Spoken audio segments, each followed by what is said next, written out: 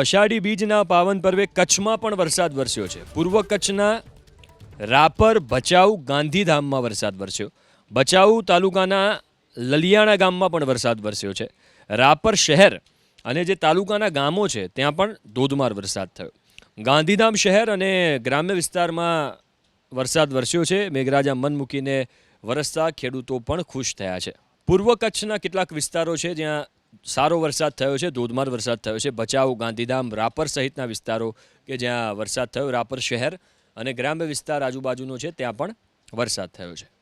પૂર્વ કચ્છના રાપર, ભચાઉ, ગાંધીધામમાં વરસાદ વરસ્યો। ભચાઉ તાલુકાના લલિયાણા ગામમાં પણ વરસાદ વરસ્યો છે। રાપર શહેર અને જે તાલુકાના ગામો છે ત્યાં પણ ધોધમાર વરસાદ થયો।